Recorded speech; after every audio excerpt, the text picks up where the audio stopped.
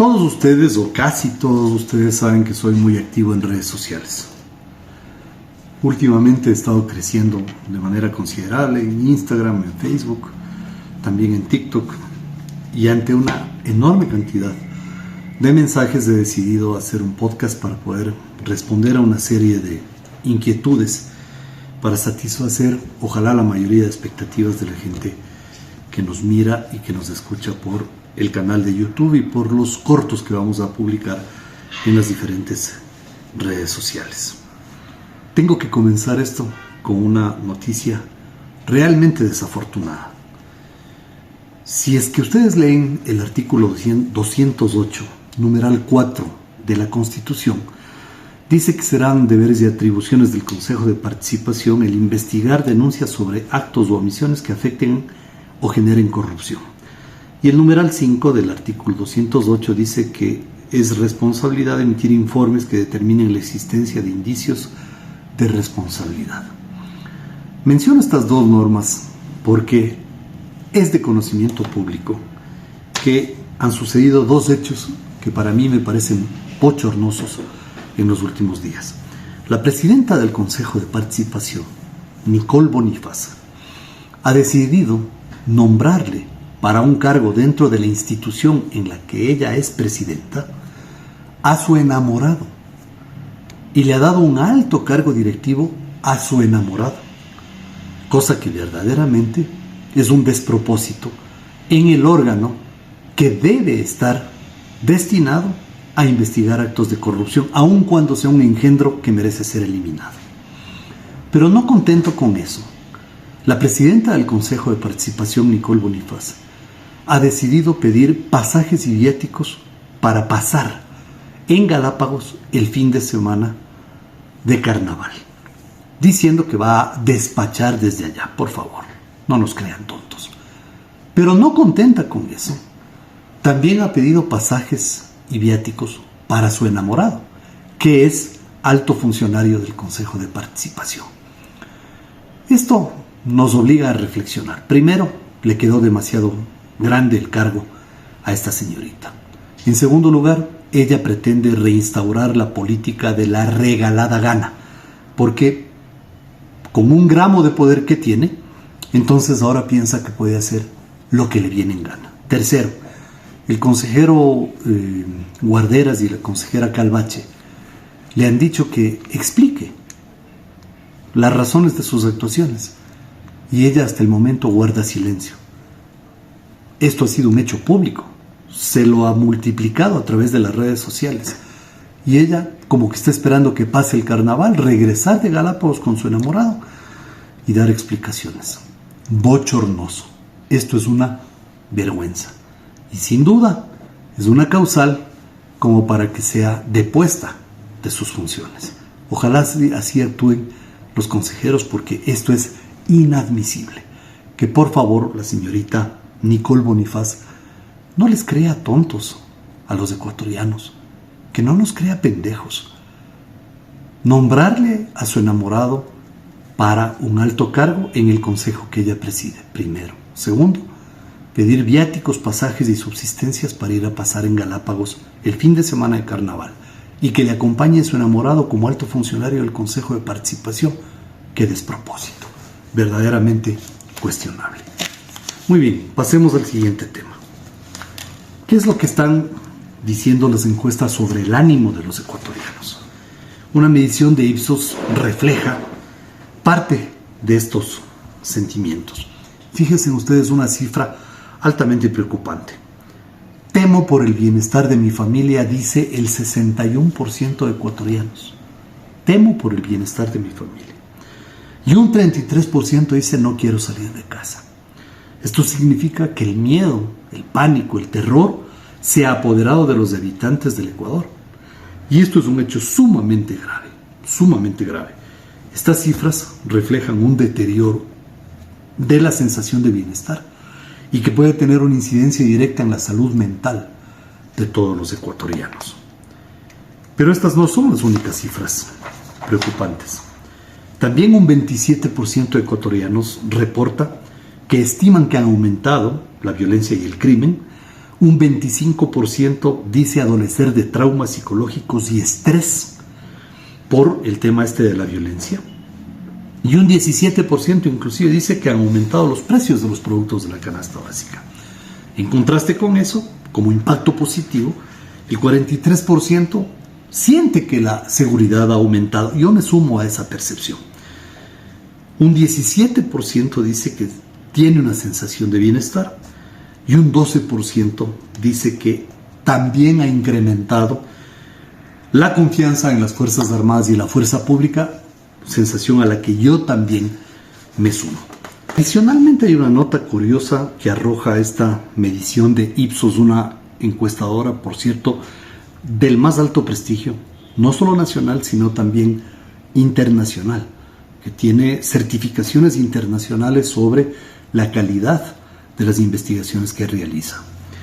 Dice esta encuestadora que el 51% de ecuatorianos está a favor del incremento del IVA. Creo yo que esto responde a que el gobierno tuvo un manejo comunicacional diciendo es preferible que paguen impuestos a que paguen vacunas. Y la gente dice, bueno, si el gobierno está haciendo una buena tarea en lo que es el combate a la inseguridad, perfecto, vamos a contribuir con un impuesto adicional. Pero también aquí hay que hacer un paréntesis para comentar algo. Los que se oponen al IVA, supuestamente se oponen ahí en la asamblea, son los mismos que le abrieron las puertas al gobierno para que efectivamente se pueda aprobar. Porque si hubieran querido aprobar el IVA, la ley de la función legislativa, si hubieran querido negar el IVA, la ley de la función legislativa dice que se puede hacer una votación por todo el proyecto de ley. Y así hubieran negado el IVA y hubieran también negado el resto de incrementos, pero no, buscaron la ventana de hacer una aprobación por partes. Entonces subieron a los bancos, le impusieron un impuesto a los bancos y cooperativas, bajaron el tributo a los materiales de construcción y se opusieron a lo del IVA. Pero quedó abierta la posibilidad para que a través del veto presidencial el Ejecutivo pueda darle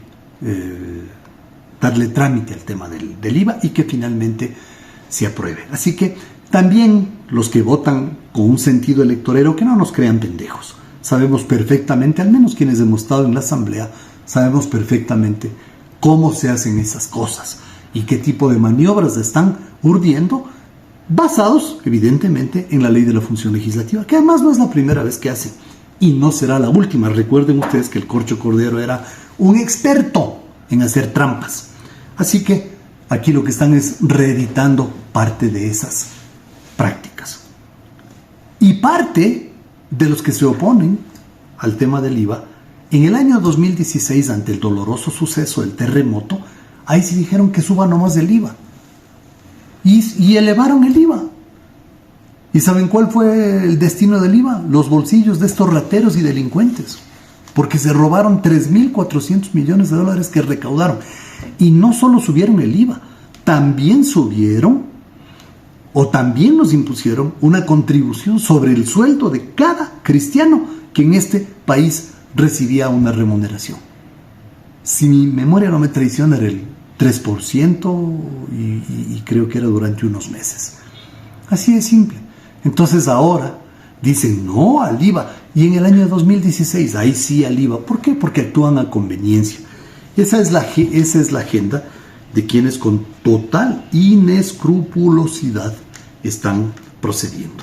Y la misma medición dice que el 63% estima que hay una calificación positiva de la acción del gobierno en esta guerra interna que yo creo que se desató fundamentalmente por ese demencial ataque a TC Televisión. No obstante, quiero repetir lo que dije en el programa de Andrés Carrión esta semana, el programa que se transmite a través de Radio Platino. Miren, ¿cuáles son las fases de esta guerra interna? Hubo un ataque que tuvo su cresta, su punto más alto, el día en que se metieron los delincuentes al set de televisión de un canal y que en vivo mostraron sus armas, sus malas artes y hasta le dispararon a una persona en vivo. Eso provocó una ola de pánico, de terror en la población y evidentemente mostraron de que no estaban dispuestos a cesar en sus ataques delincuenciales y terroristas. La reacción del gobierno fue: aquí hay una guerra interna, y se declara que efectivamente es así, y salen las fuerzas del orden a reprimir a los terroristas. Esa fue la primera fase. La segunda fase fue el contraataque, ¿no es cierto? O sea,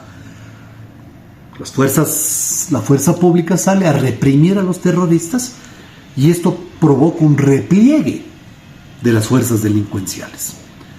Viene luego una tercera etapa de esto, porque en este momento esas fuerzas delincuenciales están diezmadas, están replegadas. Luego viene una tercera etapa, que es la concentración, es decir, se rearticulan, vuelven a planificar y comienzan nuevamente a fondearse, aunque estén diezmadas, tratan de recuperar fuerzas para ir a una cuarta etapa, que es el despliegue. Es decir, ya hacen operatividad de la planificación, ¿no? Y se despliegan y se dividen en tareas. ¿Para qué? Para poder volver a actuar. Entonces, ahí viene una siguiente etapa, que es contraataque. ¿Cuál va a ser la respuesta de la fuerza pública? Nuevamente reprimir ese ataque. Es cierto lo que les digo, es una mala noticia. ¿Por qué? Porque en definitiva, tengo que confesarles de que una guerra interna es una guerra prolongada. Mucha gente dice, bueno, ya con los militares en las calles, por cierto, todos aplaudimos la actuación de las Fuerzas Armadas, pero con eso no se soluciona la guerra interna.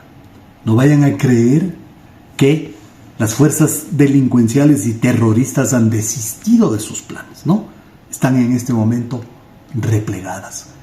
Luego nuevamente van a buscar tomar viada, tomar fuerza, consolidarse, y luego van a volver a operar.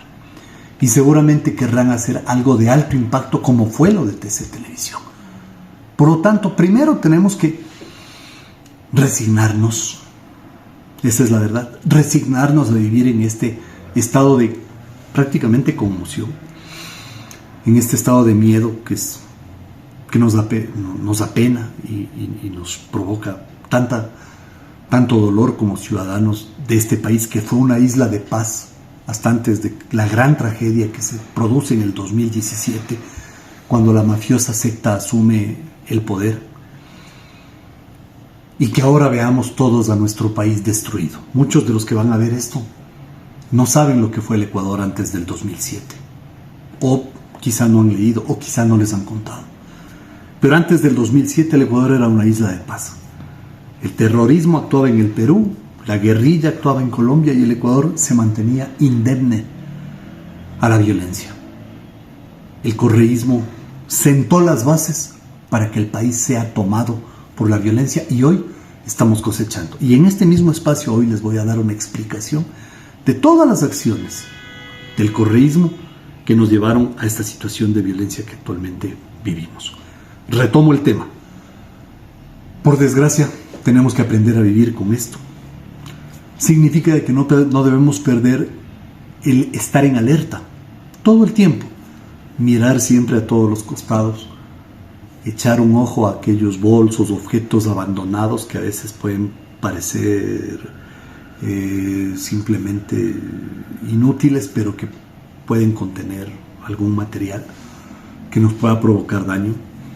En los buses, en los centros comerciales, siempre estar muy pendientes. Tenemos que estar pendientes hasta que finalmente la fuerza pública logre derrotar al terrorismo, y que el país, con la gracia de Dios, que es un país consagrado al Sagrado Corazón de Jesús, finalmente pueda retomar su antigua trayectoria de ser un territorio de paz.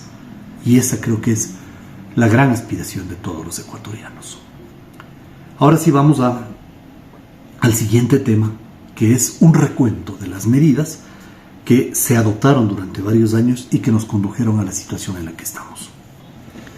Para desarrollar este tema de la inseguridad y de sus antecedentes, he tenido que recurrir a unas notas que escribí, y por eso voy a ir dando lectura a eso mientras me dirijo a ustedes. Y comenzaré por indicar que es necesario efectuar un ejercicio de memoria para encontrar las raíces de la grave crisis de inseguridad que vive el país y que arrancan en el año 2007. Comencemos por la Constitución de Montecristi, ese fraudulento contrato social, cuya falsificación fue denunciada por León Roldós en la Fiscalía y nadie le paró bola, desgraciadamente, porque si se hubiera investigado, se hubieran determinado que la Constitución de Montecristi efectivamente fue falsificada. Si no me creen a mí, llámenle a León Roldós, yo les puedo pasar el teléfono y van a ver que es así. En esa Constitución se consagró el famoso garantismo penal, que es parte del populismo penal, que es importante desentrañar. Pero además le llenaron de distorsiones al rol de la fuerza pública. Esta tesis del garantismo penal nace de un teórico chavista de nacionalidad argentina de nombre Eugenio Zaffaroni, quien en su país tiene acusaciones de trata de blancas, puesto que tiene 7 de sus inmuebles ocupados como locales para prostitución. Y ustedes pueden verificar esta información que les doy en el Google porque es muy fácil de contrastar.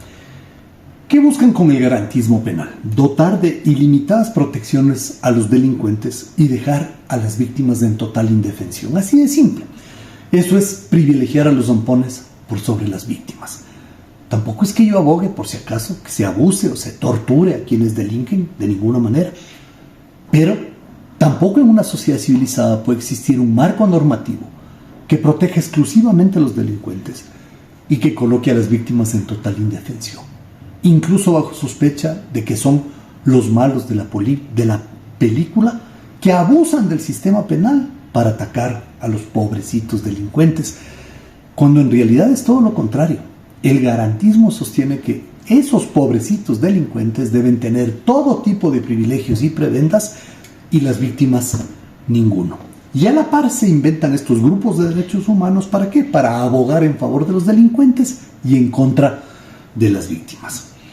Bajo estos torcidos preceptos que nacen de la franquicia chavista, también se hizo el Código Integral Penal, que por cierto tiene algunos aspectos positivos que deben ser rescatados, pero que también tiene serias deficiencias al momento de proteger a las víctimas. Pero de eso permítanme hacer una próxima entrega donde voy a plantear 12 o 14 temas puntuales que deberían ser reconsiderados dentro de lo que es el Código Integral Penal. Me interesa presentar esas propuestas de reformas al Código Integral Penal porque las víctimas del delito, que somos la inmensa mayoría, necesitamos refugiarnos en las normas penales en defensa de nuestros derechos. Así que esperen, seguramente luego del carnaval podré hacer eso. Luego vienen las genialidades del ministro de Gobierno del correísmo, Fernando Bustamante, quien muy suelto de huesos dispuso primero que se prohíba la difusión del rostro de los capturados, escudándose en el principio de inocencia cuando realmente lo que querían impedir es que sean reconocidos por las víctimas. Pero si hubiera sido bajo ese principio, ¿por qué cuando ilegalmente arrestaron a mi hermano con una falsa acusación luego de destrozar su casa, le tomaron fotos que inmediatamente fueron puestas en circulación en todas las páginas del correísmo a las 6:15 de la mañana? El allanamiento lo hicieron a las 3 de la mañana, dirigido en vivo y en directo por el fiscal de ese entonces, Carlos Vaca, uno de los actores intelectuales de ese atropello contra mi familia. Y a las 3 de la mañana Vaca le llamaba al fiscal Maldonado para preguntarle cómo iba el allanamiento. Y le llamaba a una empleada de él para reírse de lo que estaba pasando. ¿Saben qué hicieron en el allanamiento a la casa de mi hermano? Destrozaron todo lo que encontraron a su paso. Felizmente hubo policías decentes ahí que le dijeron a un miembro de la fiscalía: señor, devuelva la camisa que se metió debajo del chaleco.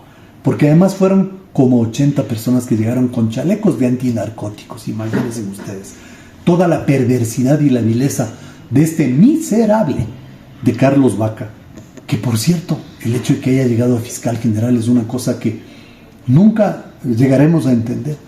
Pero la vida da vueltas y Dios en sus designios se encargará de cobrar esas acciones. Luego el mismo ministro Bustamante dispuso que los pobrecitos delincuentes sean llevados en los asientos delanteros de las camionetas de la policía y que los policías vayan en el balde, porque si iban los delincuentes en el balde de las camionetas era un atentado contra los derechos humanos. Se despeinaban los pobrecitos rateros. Así se protegían a los delincuentes y muchos guardaron silencio, mientras yo y unos pocos nos jugábamos la vida denunciando la inmundicia del correísmo. Es más, algunos ni siquiera vivían aquí en el país, para luego pretender aparecer como salvadores, y jamás muchos de ellos movieron un dedo. Es más, usufructuaron del correísmo algunos de ellos, y ahora, ay, como que se escandalizan. No hay que creerles, verdaderamente. Ahora preguntémonos algunas cosas, ecuatorianos. ¿Quién les puso a los terroristas de la década de los 80 como ministros, subsecretarios, asambleístas, con carro a la puerta, chofer y sirena para que anden por el país?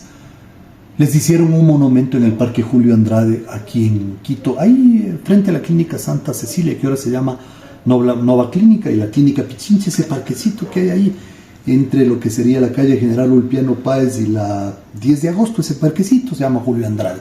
Ahí hay un monumento a los terroristas de la década de los 80.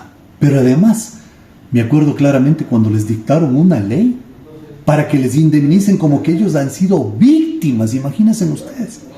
Y no solo eso, les hicieron un homenaje en la asamblea y les entregaron medallas a los terroristas. Esa es la verdad. Mataron policías, pusieron bombas, robaron armas y luego fueron elevados a la condición de santos. Esas son las barbaridades que pasaron.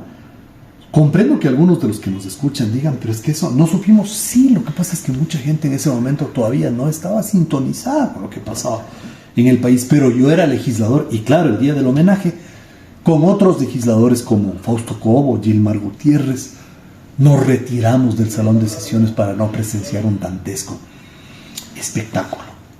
Bueno, aprovechando esa ola de popularidad que después de la aprobación de la Constitución tenía el correísmo, en una sabatina plantearon también que el que roba menos de $200 no comete delito.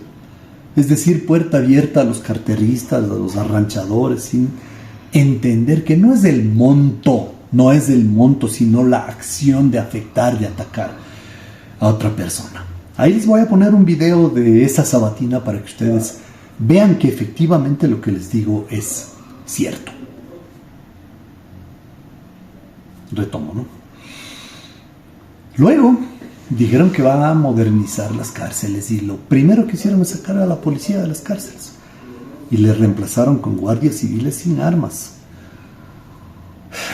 Estos guardias civiles sin armas ahora están bajo sospecha, son los famosos guías penitenciarios. No estoy haciendo un juicio de valor sobre ellos, pero después de los hallazgos del ejército en las cárceles y de la policía también, es evidente de que algunos de ellos facilitaron el ingreso de armas con las cuales se cometieron masacres al interior de sus centros carcelarios.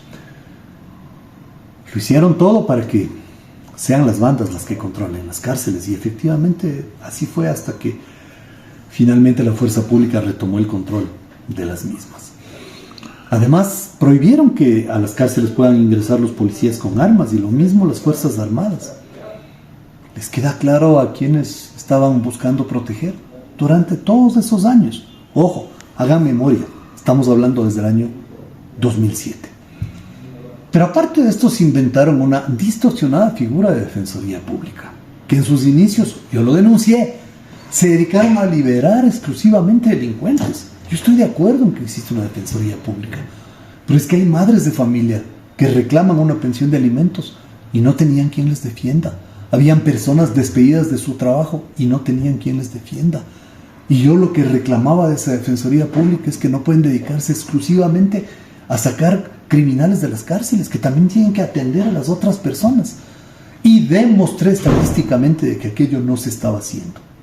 Pero bueno, en todo caso, yo creo que luego, como consecuencia de esa lucha parlamentaria que yo hice, tuvo que la defensoría dar un giro, porque incluso ahí había un supercuñado.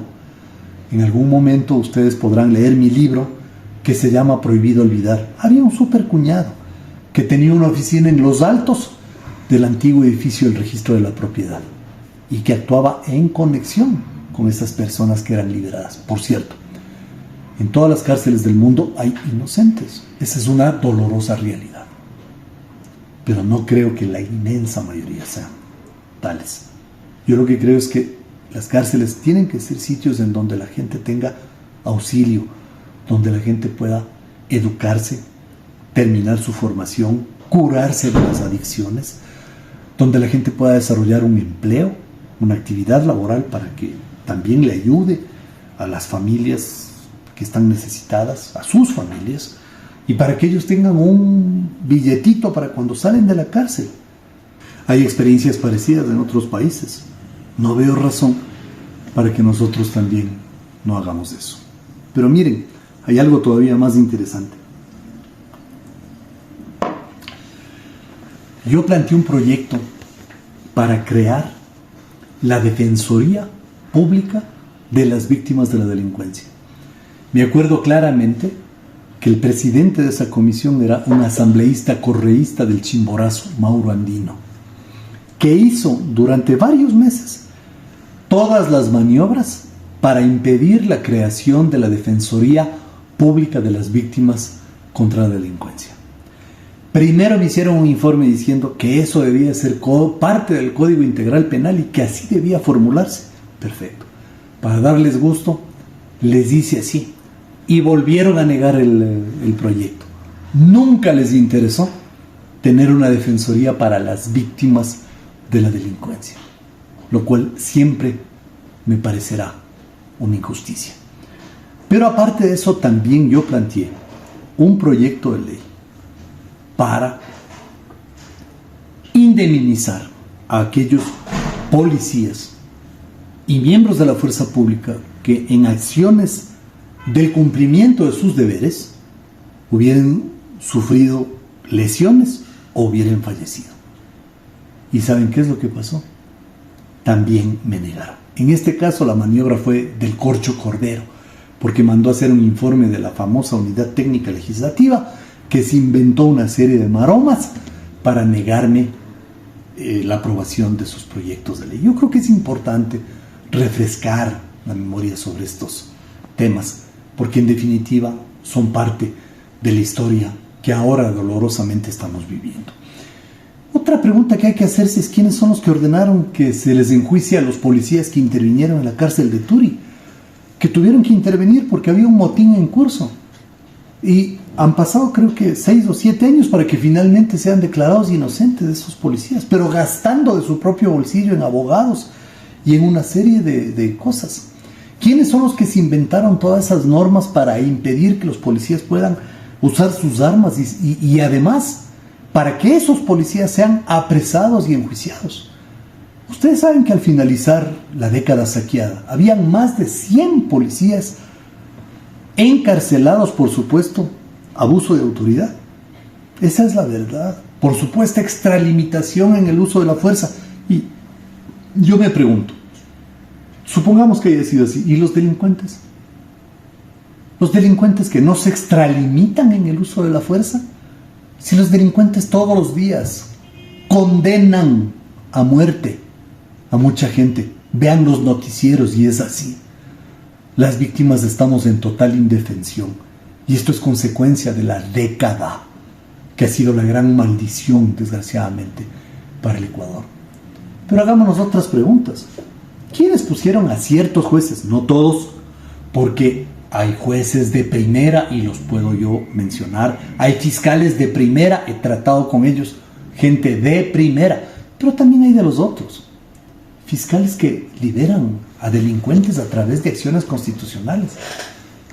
Es más, algunos de esos jueces están en la cárcel 4 ahorita por el caso Metástasis. Y hay malos fiscales que hacen quedar mal a los buenos y reconocidos fiscales que hay en el país, que no acusan. Y por esas deficiencias del Código Penal, entonces los jueces tampoco pueden dejarles en la cárcel. Esa es la verdad. Pero ¿quiénes son los que nombraron los jueces y los fiscales?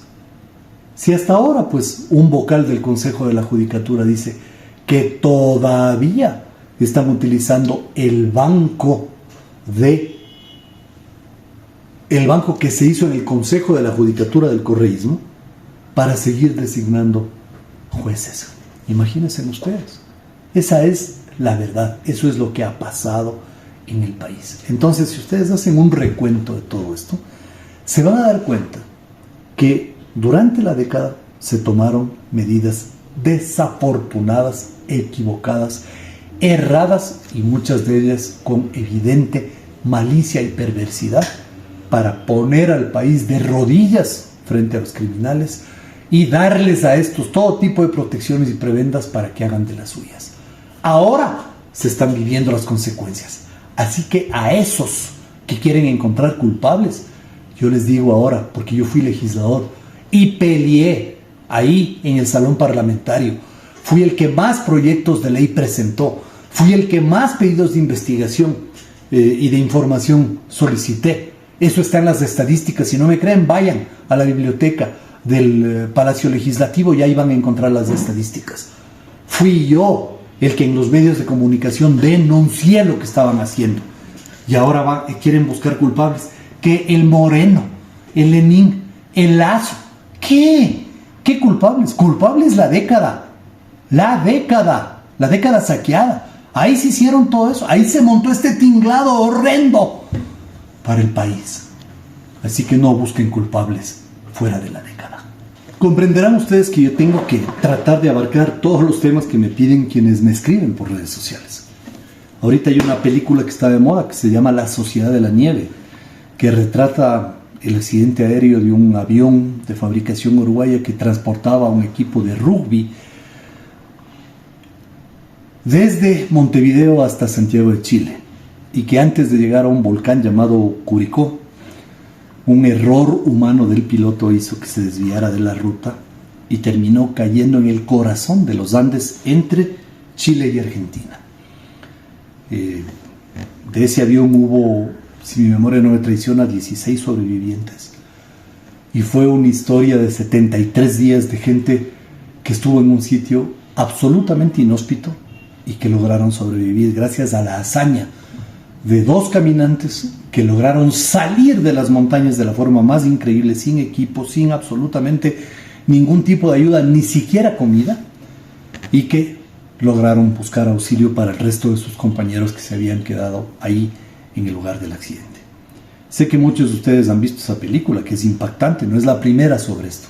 Pueden buscar en el YouTube. Hay muchos documentales sobre este tema porque realmente es un acto de supervivencia notable.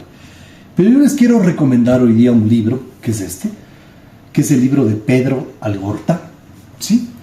El libro de Pedro Algorta, él es uno de los sobrevivientes de los Andes y se llama Las montañas siguen allí. Él es uruguayo, ahora vive en Buenos Aires, pero es uno de los que sobrevivió, y yo he escogido rapidísimo unos pasajes del libro, porque una película es diferente. Una película a veces es incapaz de reproducir lo que está encerrado en un texto de un libro. Por eso los libros tienen magia. Y he escogido de todo este libro 3 partecitas que yo quisiera que me permitan leer. Volver a la civilización y hacer una vida civilizada es justamente producto de esa capacidad de ser también normales en el dolor, en la angustia, en el hambre y en el frío. Si nos hubiéramos quebrado, si nos hubiéramos matado entre nosotros, si alguno se hubiera ido en una caminata desesperada, está claro que no seríamos resilientes, pero no por poder hacer o no una vida normal, sino porque nuestro quiebre simplemente lo hubiera impedido. Más adelante en el mismo libro que tengo señalado, porque eso hay que hacer con los libros, hay que señalar, hay que escribir las notas a un ladito, porque algún día, ¿saben qué? Estos libros caerán en otras manos y nosotros podremos acompañarles en la aventura de leer a otras personas que lean, que es por cierto un hábito tan venido a menos. Miren lo que dice Pedro Algorta.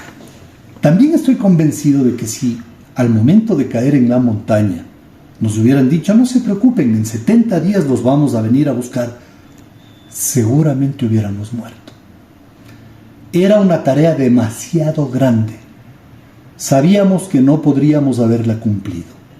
A nosotros nos salvó la incertidumbre, la necesidad de vivir al día, de sobrevivir para vivir un día más y eventualmente llegar al final. Yo añadiría aquí, con dignidad.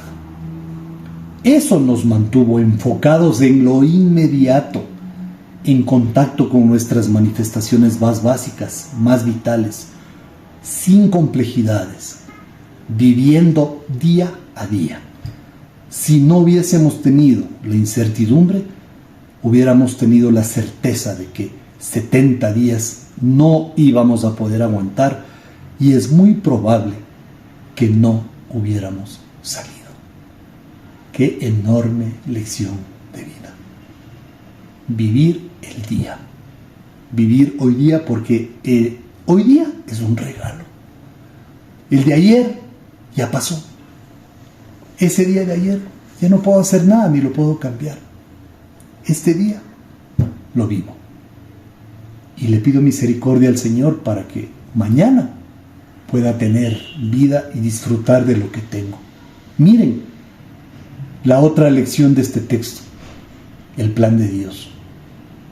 El plan de Dios que hizo que estas personas en definitiva pudieran resistir durante todo ese tiempo, ese momento tan doloroso y culminante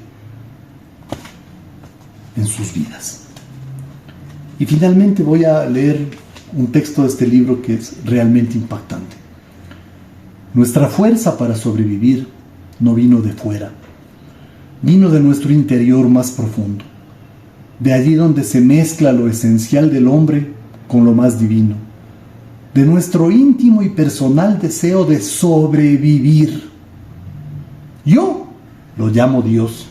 Tú puedes darle el nombre que quieras, pero no vino de fuera. En mi caso, no sobreviví a los Andes porque quería ver a mis familiares, mi novia, mis amigos, o porque sobreviví porque quería vivir siempre un día más. Y así, día a día, llegué hasta el final. Les recomiendo. Este libro me lo regaló un querido amigo. Lo compró en redes sociales. Los que quieran, yo les puedo dar a través de los mensajes el portal de Instagram en el que pueden comprar. Y bueno, yo soy futbolero también. Debo aclarar que no soy un experto en fútbol. Simplemente soy un aficionado. Amo el fútbol, soy hincha a muerte de la tricolor. Mi equipo es el Deportivo Quito, todo el mundo lo sabe. Amo el fútbol. Si hay algo que a mí me convierte en una caja de nervios, es los partidos de la Tri. Porque me encanta que la selección gane.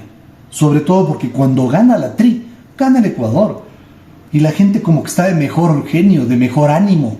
Y la gente se une. Porque hay un sentido de homogenización colectiva. Y por eso me encanta que gane la Tri.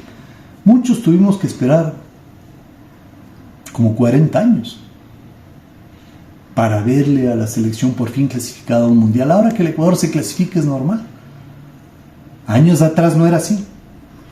Pero también tengo que confesar que los comentarios que voy a hacer no son de un experto en fútbol, que no lo soy. Eso hay que dejarle a Roberto Bonafón, a Vito Muñoz, a Roberto Omar Machado, a Alfonso Lazo, que son realmente expertos en fútbol.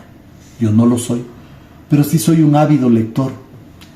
Y me encontré este libro del profesor Gustavo Alfaro.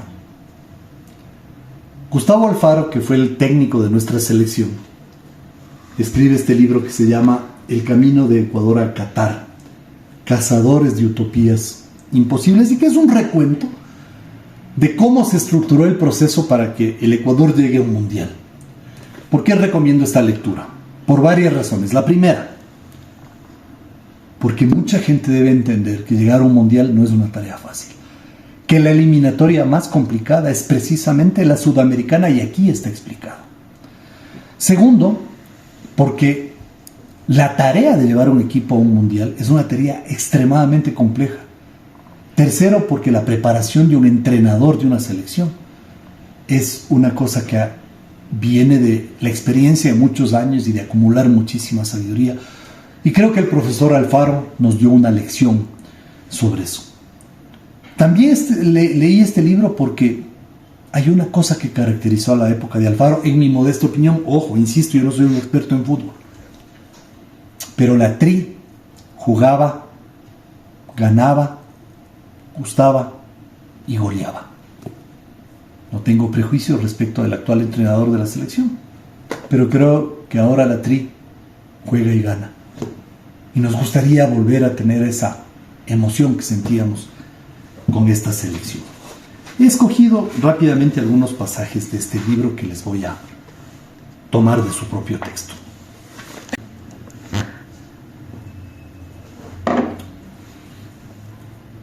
Comienza el libro diciendo: el profesor Alfaro me transfirieron la ilusión de 17 millones de personas. Y toma una frase de Ernesto Sábato de su libro La Resistencia. Los hombres encuentran en las mismas crisis las fuerzas para la superación. Así lo han demostrado tanto hombres como mujeres que con el único argumento de la tenacidad y valor enfrentaron y derrotaron a las dictaduras más aberrantes de nuestro continente. El hombre sabe hacer de los obstáculos nuevos caminos, y a la vida le basta el espacio de una grieta para renacer. Me encanta también que luego, porque va examinando partido por partido, ¿no? En el primer partido que perdimos con Argentina, la eliminatoria pasada, él retrata esa derrota con una frase de Winston Churchill, el gran ex primer ministro británico, que provocó, en definitiva, con su actuación, que termine la Segunda Guerra Mundial. El triunfo no es definitivo, el fracaso no es fatal. Luego avanza, bueno, me encantó el partido que el Ecuador empató 1-1 con Colombia allá en Bogotá. Y creo que ese partido fue muy importante porque ahí el profesor Alfaro les dice al final del partido que empatamos 0-0, si perdíamos me volvía caminando a Quito. Pero además cuenta el profesor Alfaro que en el camerino colocó un letrero que decía: permítanme soñar que aún conservo la ilusión. Fíjense ustedes cómo un entrenador tiene que pagar en las emociones de los jugadores. A los que les gusta el fútbol deberían leer esto. Bueno, luego de que pasaron los partidos y tuvimos algunos reveses en plena eliminatoria, Alfaro les escribe una carta a los jugadores. Rescato una frase de eso: les pido prestada su cabeza, pero sobre todas las cosas les pido su corazón. Y luego hay un recuento del partido que ganamos 2-0 como visitantes en Chile. Y lo retrata con una frase de Jorge Luis Borges, ese gran escritor argentino: no vivimos a la altura de nuestras capacidades, vivimos a la altura de nuestras creencias. Es un libro realmente cargado de cosas muy importantes. Y cuando ya logramos clasificar, Alfaro repite una frase de Michael Jordan: a veces un ganador es simplemente un soñador que nunca se rindió. Y al final de su libro quiero recoger un texto que me parece imperdible de la gran variedad de textos valiosos. Dice Gustavo Alfaro: recientemente me preguntaron en una entrevista qué les diría a mis padres si los encontrara por arte de magia en la calle. A mi padre le agradecería por marcarme el camino, por el verdadero valor que tienen las luchas, por enseñarme que el único lugar que al éxito lo voy a encontrar antes que en el trabajo, es en el diccionario. Él fue quien me enseñó muchas cosas. Que cada plato de comida que se regala, alguien lo paga. Que nada es gratis en esta vida. Que los valores no se negocian y que la tranquilidad no tiene precio. Aquella lección que me dio a mis 20 años, donde para mí era todo urgente, agitando las banderas de los ideales, con el tiempo se los trasladé a mis hijas. Me dijo: cuando uno tiene 20 siente tanta fuerza que de esa pared corre hacia ella y la choca y la tira abajo. A los 30 ya no tiene la fuerza de los 20, entonces ve hasta la pared y la salta. A los 40, sin la fuerza de los 30 ni de los vientos de los 20, la pasa por el costado. A los 50 camina hasta la pared, se para delante de ella y se plantea si vale la pena pasar del otro lado. ¿Cuánta razón? Viejo, te lo digo ahora que estoy en la orilla de los 60. Realmente una joya. Y quieren, les leo la última frase del libro que para mí es trascendental. Este es un libro de un grupo de soñadores, de cazadores de utopías imposibles que se animaron a desafiar a los prejuicios, a ponerse en movimiento y a contagiar. Con el orgullo de representar a un país que desde la mitad del mundo, erguido de pie, dice: aquí estamos. Y creo que los que amamos el fútbol siempre le vamos a decir al profesor Gustavo Alfaro que gracias por todo lo que hizo para llevarnos en una gesta verdaderamente vibrante hasta el Mundial de Qatar, y le deseamos todo el éxito al frente de la selección de Costa Rica que ahora entrena. Espero que la Federación Ecuatoriana de Fútbol algún momento no tenga que pagar la factura de haber prescindido de un entrenador de conocimiento, pero sobre todo de la calidad humana del profesor Gustavo Alfaro. Por cierto, nunca tuve la suerte de conocerlo personalmente. Ojalá Dios me dé la oportunidad de estrecharle la mano a él, de pedirle que me firme su libro. Será difícil, no imposible, pero nuevamente, profesor Alfaro, gracias desde el corazón de los que somos hinchas. Insisto, yo no soy un experto en fútbol, simplemente un hincha. Y para finalizar, yo creo que es importante volver a caminar lo que en la política del país ha pasado. El anecdotario, la ironía, la broma, son herramientas útiles y propicias para volver a caminar esos caminos. Y voy a dedicar un espacio de estos podcasts para las anécdotas políticas. Y voy a comenzar por una de mi tío, el ingeniero Federico Páez Chiriboga, que fue presidente de la República en 1937 y que está retratada por Jorge Rivadeneira, que en paz descanse, en un libro que se llama 60 anécdotas quiteñas. Federico Páez, un ingeniero con sal quiteña que hacía de las suyas en la Plaza Grande y en el Club Pichincha, tuvo la sorpresa de su vida el 26 de septiembre de 1935. Aquí la fecha es equivocada, fue 37. Ingeniero Páez, venimos a pedirle que asuma el mando. Él se quedó sin habla. El ejército lo ha escogido para que desde hoy sea el mandatario de nuestro país. Manos a la obra, salve al Ecuador. Pero esta es una equivocación, respondió. No, señor, es un pedido cordial. Esta historieta comienza con la primera caída de Velasco Ibarra en 1935. Fue reemplazado por su ministro de gobierno, Antonio Pons. Le acusaban de traición al profeta en los últimos días a Pons. Luego Pons convocó a elecciones y se dio cuenta que un candidato conservador podía ganar esa presidencia.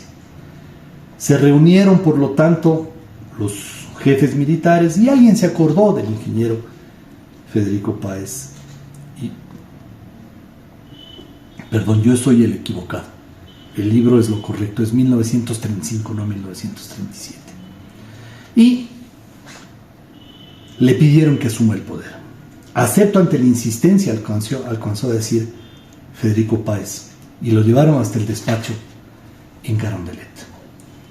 Este ingeniero no ha sido un político, no ha sido un rebelde, no ha sido un orador, no ha sido nada, y ahora resulta jefe supremo. Se quejó el profeta Velasco Ibarra. Pero los militares tomaron en cuenta que los estudios que realizó en Europa, su desempeño como ministro de Obras Públicas, su buen talento y los respaldos que obtuvo al interior de la fuerza militar, sin mayores dudas.